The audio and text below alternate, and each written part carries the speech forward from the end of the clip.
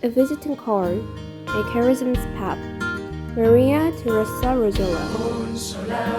Chapter 9. The Consolation of the Promise. From then on, followed a long history in which the people were experiencing the consoling works of God, often performed by their chosen ones. People who began by living in themselves, the divine consolation in order to be able later on to be comforters of the people. They were recipients and depositories of the future promise of consolation and channels of it so that it could reach everyone. The people received consolation by the human actions of patriarchs, judges, kings, prophets, who in turn had previously been consoled by divine interventions in their lives. Noah, Genesis chapter 5, verse 29. His figure is the first that speaks expressly of consolation.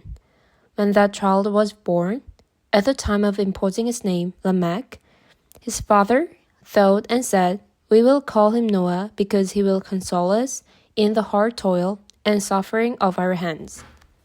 Noah, a name that means he who comforts, comes from the Hebrew verb naham, comfort.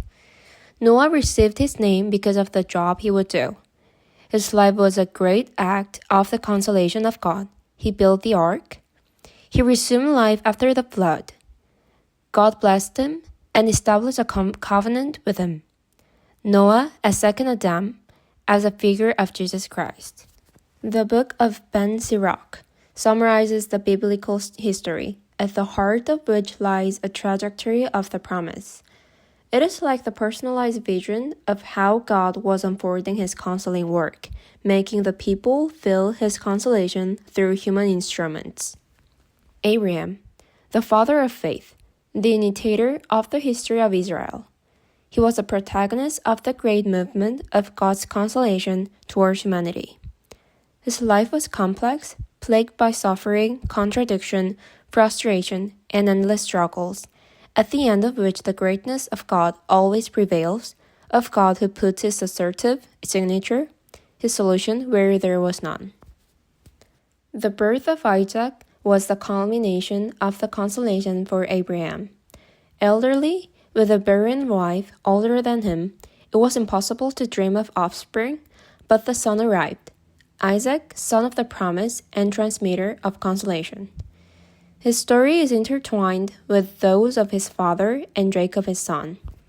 When we suffer or are afraid of our limits, sufferings, sins, or errors, it can be liberating to go through the torturous life of Jacob that fills a good part of the book of Genesis.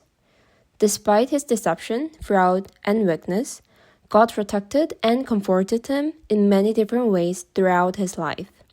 He crowned him at the end, when he was about to die, and called the 12 sons to bless them, to give them, with his blessing, the assurance of the promise that he had received, and that was to continue to act in each one of them, the heads of the 12 tribes of Israel. Among the sons of Jacob is Joseph. It is a fantastic testimony of how God consoles even in the most desperate situations. God freed him from the envy of his brothers, from the certain death that they had desired for him. It opened for him the way to Egypt, where he arrived at the privileged human situation, and from which he was to be the one who brought salvation to his family and his people. Perfect receiver of the consolation of God and humble channel of the transmissions of it. After the death of his father, the brothers feared revenge and went to Joseph, trembling with fear. He said, "Don't be afraid. Am I in the place of God? You intended to do me harm, but God intended to turn it to good in order to bring about what is happening today, the survival of many people. So have no fear. I will provide for you and your little ones." In this way, he touched their hearts and consoled them. Moses, chosen of God to remove the people from slavery, later to guide them through the desert, keeping the hope of the promised land even in the midst of trials. The life of Moses takes place in constant tension. God made him his intimate friend, invaded him with his presence whenever he made him enter the cloud, and on the other hand, he demanded great efforts, he submitted him to strong tests, reproached and punished him when he doubted and lost confidence. It is the divine dynamic of consolation that comes in difficult times and enables the receiver to continue on the path and be consolation for others.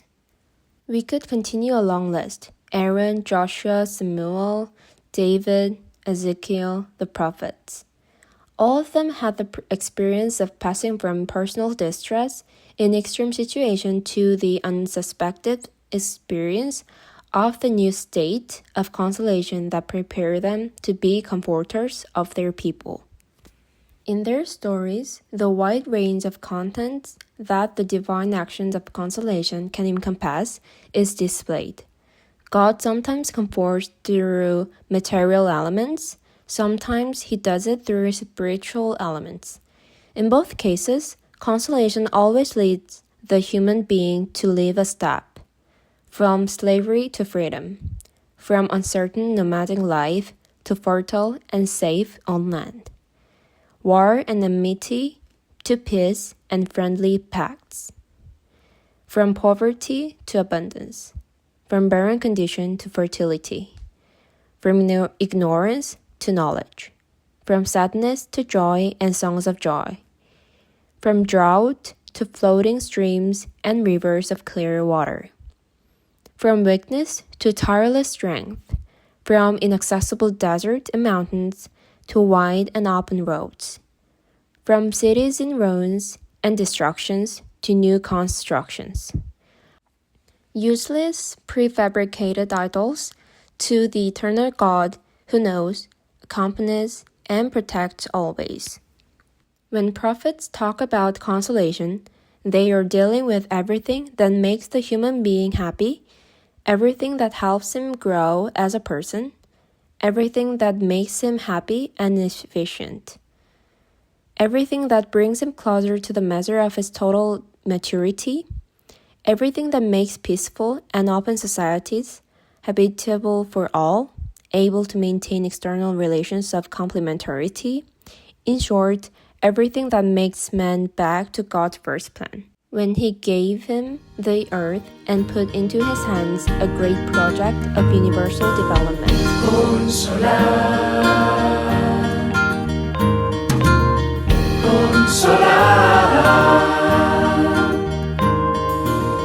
El Espíritu sigue suscitando a través del tiempo nuevos profetas de un Dios que llene el corazón de amor y de luz a una vida nueva.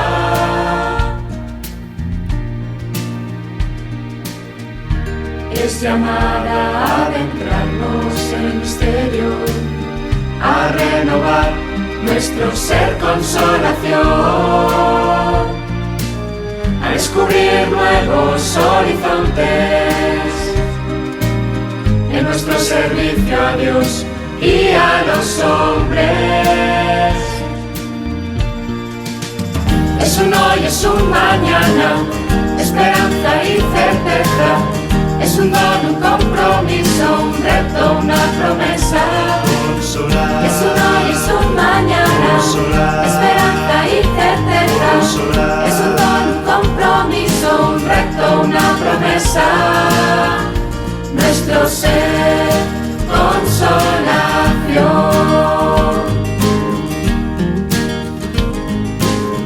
Amaremos nuestro carisma, dando la vida sin limitación, viviendo dentro de la iglesia, renovando cada día nuestra consagración. Es un proyecto a vivir, es apertura, es contemplación, es hacer sentir al mundo la fuerza de un Dios que es consolación. Es un hoy, es un mañana, esperanza y certeza. Es un don, un compromiso, un reto, una promesa. Consolad. Es un hoy, es un mañana, Consolad. esperanza y certeza. Consolad. Es un don, un compromiso, un reto, una promesa. Nuestro ser, consolación. Consolación. Consolación.